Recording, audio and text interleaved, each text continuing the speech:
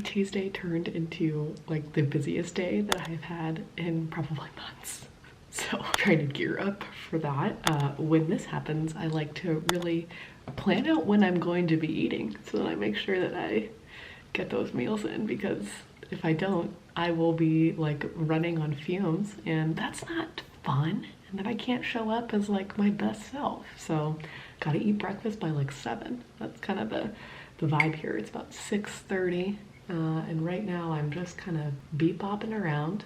I sent out my membership survey yesterday to everyone that's on my virtual studio membership, and gotten a lot of good responses and feedback, which is wonderful. I'm laughing because I think some people like will go into a survey and they don't realize that like I'm reading it. I got like some tech things too. It's like, maybe an app, and I'm like, yeah, if we had like 100 more people on the membership, then yeah, we could talk about an app. But right now we can't, because it's like really expensive every month to get an app going. And I genuinely, I don't know that people have any like idea on how much it costs to like run things on the back end. Like everything is on my website, but I use a different software to get everything on my website. Like that costs money to have that, the booking and the payment software, and like to do all of that. Like having an app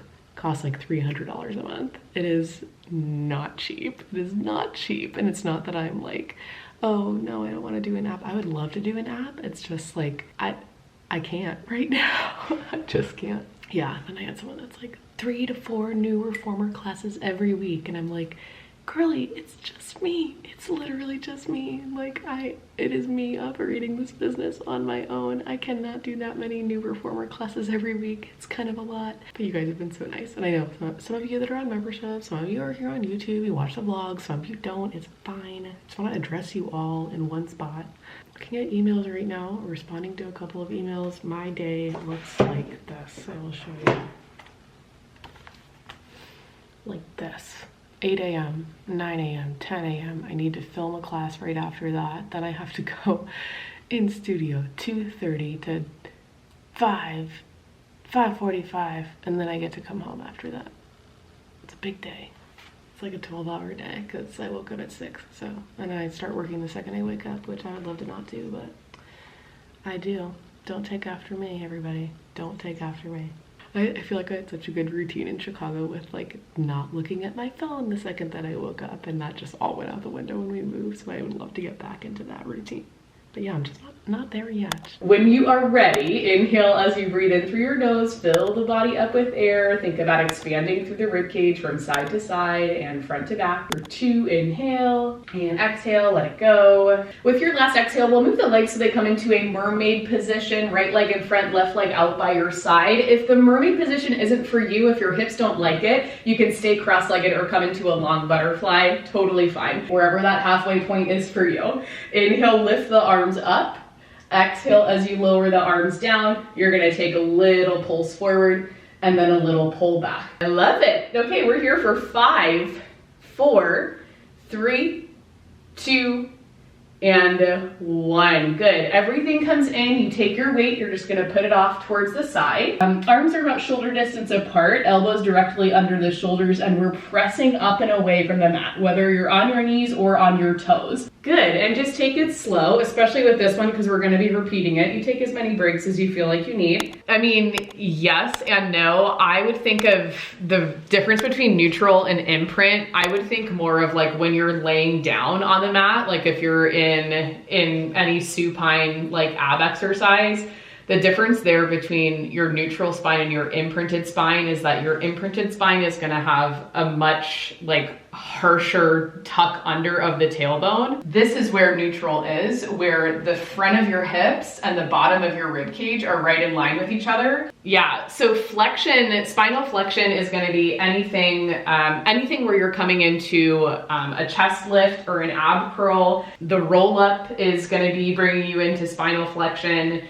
If they're talking about inversions, the rollover is going to be a spinal flexion exercise. I mean, the 100 would work there too if you add in the chest lift. That would. Hello everybody and welcome to today's Reformer on the Mat class. Today we're going to be using sliders, light weights, and the ball. So if you have those things, great. I'm like testing. Can I see my feet? Bend and straighten. Let's go 4 and up. Good. Let's do 4. We're going to keep the ball between the inner thighs just so we can connect a little bit deeper into the pelvic floor, the deep core, the lower abs. Good. Arms come down. You're going to keep the left hand reaching down by the hip. Right arm comes up by the shoulder. Keep a hold of the ball. Inhale as you side bend up and over, reaching the right arm up overhead.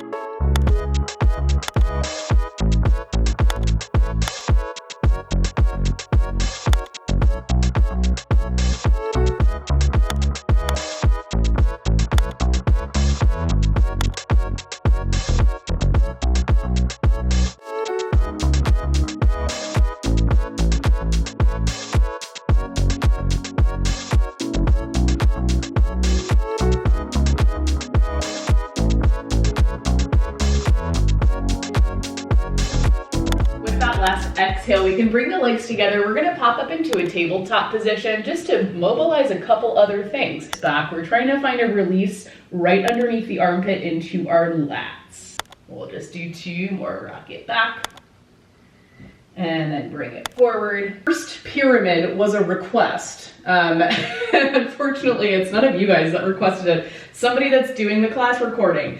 We're going to be making the series of 5 into a pyramid. The good news is that we're not doing 50 reps of everything. The bad news is that it's the series of 5. Today we're going to be talking about neutral spine and the shapes that we make with our spine as we move through class, because I have gotten an exceptional amount of questions about finding neutral spine and like coming into a C curve and holding that position through our spine. So you'll move through that a couple more times. You're going to arch your back and then pull things back in. Think about rounding your spine or curving up. Imagine you're in like a cat-cow position, and I'll show you different positions too. Out of your head. Remember, we're trying to eliminate a curve right here, eliminate a curve right here. So we've got a relatively straight line. Ab curl, because now we're creating a curve from belly button to crown of the head. Hello everybody and welcome to today's Reformer Pilates class. Pressing into your foot bar. Mine don't quite get to my foot bar. We're finding a deep curve through our spine, drawing in from the belly button. One more, bend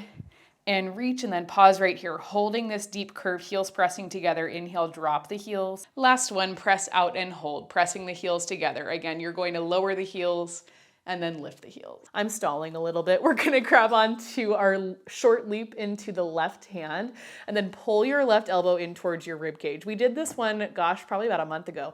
Exhale as you press your left arm to straight, reaching fingertips towards the foot bar. Exhale all the way in. Good. Close your spring, bend the front knee, drop the back knee down, and then take your left knee back to meet your right. I feel like my default thing to do when I feel overwhelmed or stressed, or like when it's really like time for me to take a vacation, I always feel like my best ideas, or like my ideas that would produce like an exponential amount of like work for me, those ideas always come to me like right before I'm at my breaking point. And I have been thinking today, like, well, I've been thinking this maybe the last like month or so, because I have had, I think, a difficult journey with working online and working for myself and all of that. Like it's been a difficult, joyful, like emotional journey, and I think it's been really difficult to navigate on my own. And I've just been thinking, because there are so many Pilates instructors that want to take their business online, and they're just like, I don't know, there just like aren't any resources, and it's really lonely to go through it alone. And you know, you don't have coworkers, kind of similar to how it would be like in a studio. Like you really don't have coworkers, like you're in a studio teaching by yourself. You know, every studio is a little bit different. At smaller studios, I think you get more of a sense of community with who you're working with, but you know, it's a solo job. So I was thinking, just because I feel like I think anxious, depressed, I don't know, things have been going on in my head, but I've been thinking of ways that I can support new Pilates instructors and Pilates instructors that want to take things online. I've been thinking, like, how can I support them? How can I create resources for them? Like, what are things that I would have benefited from that I didn't have that I could give to somebody else? I've been thinking of all of those things. And I had somebody on maybe the last, I don't know, one of the last vlogs. Oh, it's so nice to see like the behind the scenes from other Pilates instructors. And like, I wish that there was more community. Like do you have any suggestions or recommendations for like where we can kind of get a community? I'm like, I don't think there really is like a community for online Pilates instructors. Like, I just don't think that thing exists. But I think so many people would benefit from it because a lot of us are going through these things and don't have anyone to talk to about it. So I don't know. I've been thinking about that a lot. Like how much of my problems would be solved by just like putting in a group chat to like 10 other Pilates instructors, like, social media is so hard today, like, or I cannot deal with this, I feel so alone. Like, how so many more of my problems would be solved and I would feel so much more like a part of something if I had that. So I don't know, I've been thinking about that a lot because the struggle is real, like working for yourself. I feel like every vlog has turned into this, but I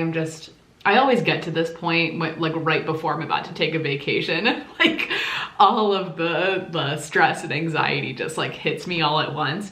But yeah, I was thinking about that because I think that is one of the biggest things that I feel like I have struggled with since I moved out of Phoenix, with moving multiple times. Like, it's the sense of community that I am missing, and it is so lonely to work for yourself. It's so fucking lonely. It's so lonely. So I just like, I want to be able to create something or like have something that can support other people in the same spot. I've just been thinking about that a lot. I get a lot of ideas. This is like, you can't really see it because it's in pencil, but it's like a billion ideas. Like, I had an idea because I have reformer classes on my on-demand or in my on-demand library, but you can only have them through one membership. And it's like my highest tier of membership. And of course, again, I'm like coming up with all these ways that like I would be creating more work for myself. But I'm thinking like, okay, maybe we do like a June challenge for just reformer people. And like that can be their thing. Again, more work for me, but I have people on that membership that like want that and they want more classes. And I'm like, isn't 2 classes enough? But it's, you know, it's not. So they should have a challenge too. But then I'm also thinking like, are there things that I could add to a membership that would benefit everybody? Because the reformer membership, it isn't just reformer classes, it's access to everything. So it's like, if I'm going to add something to the membership, like a monthly one-on-one or like, I don't know, anything else like that, like why not just add it to the highest tier of membership and give people access to everything, the entire on-demand library, like more access to me, more help. Because so many people have so many questions, like, and specific questions, like about their own form, and a lot of them are for people that like only take on-demand classes, and it's like, I can't see you if I can't help you. So like that solves another problem. And now I feel like I'm just rambling on and on and on because I need to get the thoughts out of my brain and just out. I need to speak them out into the world. Anyway, my first day teaching in person is gonna be next week. I'm subbing a couple of classes next week. I've had 2 practice classes that have been good. It's been good, but it's also been a little weird because I feel I taught 2 practice classes this week on Tuesday and then on Wednesday. And I feel like 60% of what I taught, people were like, oh, we've never done this before. And I was like, oh. So I don't know. It just, I think it's just gonna take me more time to feel comfortable really like doing my own thing and forging my own path and feeling like I don't have to necessarily fit into what the current teaching style is. They want me to just like teach how I would teach. So I need to get over the mental block of like, I need to fit in and do things how they do things and just continue to do things how I do things. But yeah, I don't know. I think it just threw me a little bit when I was like teaching things like side lying leg and strap that we do all the time on the mat. Like I taught that on the reformer and people were like, their mind was blown. And I was like, this is not something that is like creative and new. Like it's a basic thing. I'm just learning a new studio and I think some things are coming up that I'm like, this is different.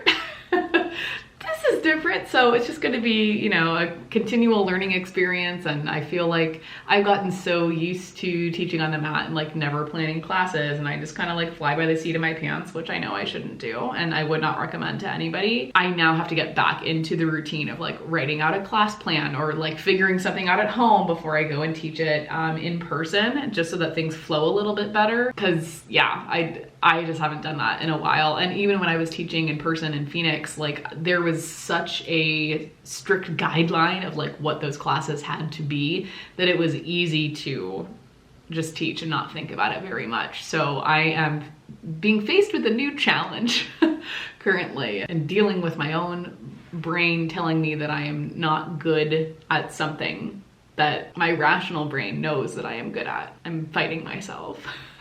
I'm truly fighting myself. So that is the latest. I don't know. I feel like sometimes when I get really anxious or stressed, I just like end up on TikTok for 8 hours. So I've been doing that. I shouldn't be, but I am. I need to film a couple more classes. It's like 3 o'clock. So if I could film like one more, that would be really good. And then I will wrap up the vlog there. Hello everybody and welcome to today's stretch class. I'm gonna be honest, I have no idea what this stretch class is going to look like. I just need to move around a little bit. Hello everybody and welcome to today's stretch class. I'm going into this class with no plan, so we're just gonna see where the stretches lead us. I know, it's been another challenging week. I started off thinking, maybe today we'll kind of taper it off, but it hasn't ended up like that. Okay, really gently, we're pulling the heel towards the hip. We're trying to elongate the space from the knee up to the hip. Now, this is where your hip flexor is, down on the mat, that point at the front of your hip. That's where your hip flexor is. That's what gets tight for like almost all of us because we are sitting like 90% of the day. I absolutely loved and adored how many of you said that you love class because it feels like you're doing class with a friend. That made me cry.